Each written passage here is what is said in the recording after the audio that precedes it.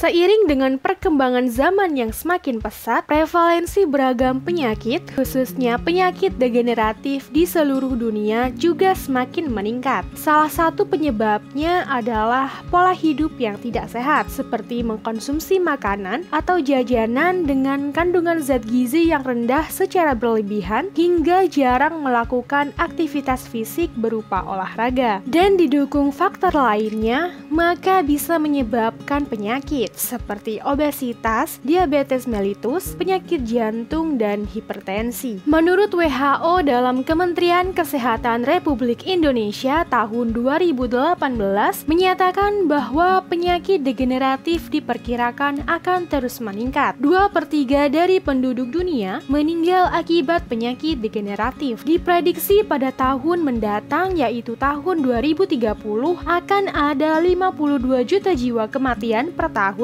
yang disebabkan oleh penyakit degeneratif. Cukup banyak bukan? Ditinjau dari ilmu gizi, terdapat sekelompok makanan nih yang dapat menurunkan risiko terjadinya penyakit degeneratif atau yang disebut juga dengan pangan fungsional. Apa sih pangan fungsional itu? Contohnya apa aja ya? Sebelum membahas lebih lanjut mengenai pangan fungsional, yuk jangan lupa like, subscribe, dan nyalakan tombol loncengnya ya. Pangan fungsional pertama kali muncul di Jepang pada sekitar tahun 1980-an pada situasi di mana Jepang melakukan upaya dalam pengurangan anggaran kesehatan. Pada tahun 1991, Jepang memperkenalkan pangan fungsional dengan istilah FOSHU atau Foods for Specified of Whole Use. Artinya, sekelompok makanan yang diharapkan mampu untuk memberikan efek spesifik yang baik bagi kesehatan tubuh karena ada senyawa tertentu pada bahan makanan tersebut. Jadi kesimpulannya, pangan fungsional adalah makanan atau bahan pangan yang dapat memberikan keuntungan bagi kesehatan di samping fungsi gizi dasarnya. Menurut dokumen Consensus Scientific Concept of Functional Foods in Europe yang diterbitkan oleh European Commission Concerted Action on Functional Food Science in Europe atau FUFOS, pangan fungsional adalah pangan yang memberikan satu atau lebih manfaat terhadap target fungsi tubuh selain fungsi gizi normalnya dengan cara yang signifikan. Suatu makanan atau pangan dapat dikatakan fungsional apabila memenuhi beberapa syarat. Menurut jurnal yang ditulis oleh Iketut Suter dengan judul Pangan Fungsional dan Prospek Pengembangannya tahun 2013 mengemukakan bahwa terdapat 3 syarat pangan fungsional, yaitu pertama, sensori atau pangan yang warna dan penampilannya menarik serta cita rasa yang enak. Kedua, nutrisional atau kandungan gizi yang tinggi, dan yang ketiga adalah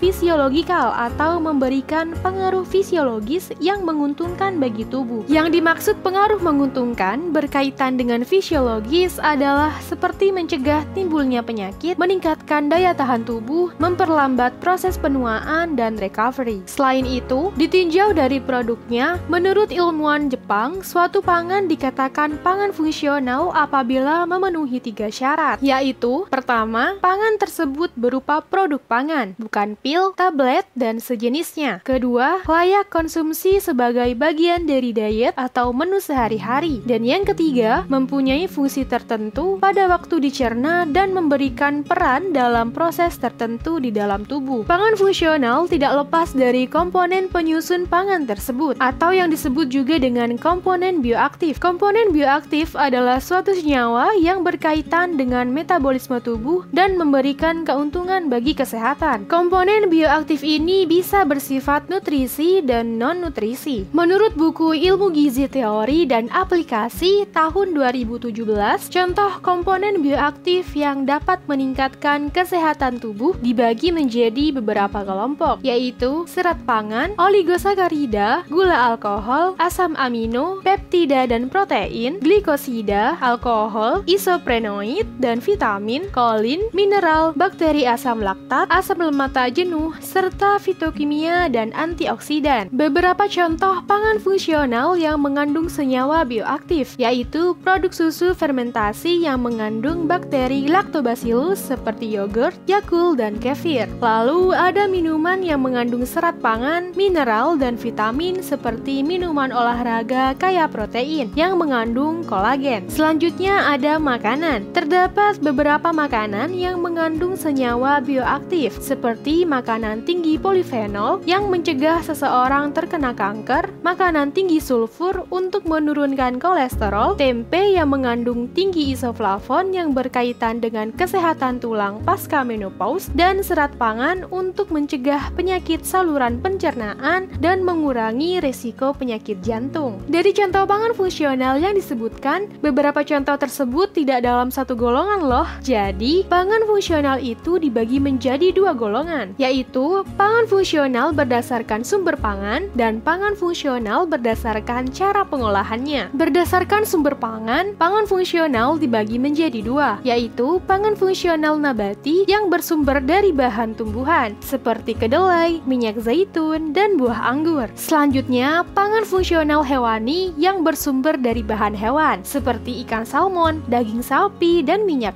ikan. Lalu, berdasarkan cara pengolahannya, pangan fungsional dibagi menjadi dua bagian, yaitu pangan fungsional tradisional dan pangan fungsional modern atau modifikasi. Pangan fungsional tradisional merupakan pangan yang diolah secara tradisional, yang mana cara pengolahannya dilakukan secara turun-temurun dari nenek moyang. Contohnya seperti minuman beras kencur, dadih yang merupakan susu fermentasi asal Sumatera Barat, sekoteng, tempe, dan tape. Sedangkan pangan fungsional modern atau modifikasi merupakan pangan yang diolah dengan resep-resep baru, seperti teh kaya kalsium, sport drink kaya protein, breakfast cereal yang diperkaya serat pangan, dan yogurt yang mengandung kultur acidophilus. Wah, ternyata cukup beragam ya, dan banyak sekali manfaatnya bagi tubuh. Hippocrates berkata, "Let your food be your medicine, and let your medicine be your food." Tetap jaga kesehatan dengan menjalankan pola hidup gizi seimbang, karena kesehatan itu dimulai dari gizi. Saya Izah dari Ilmu Giziku, sampai bertemu di video selanjutnya.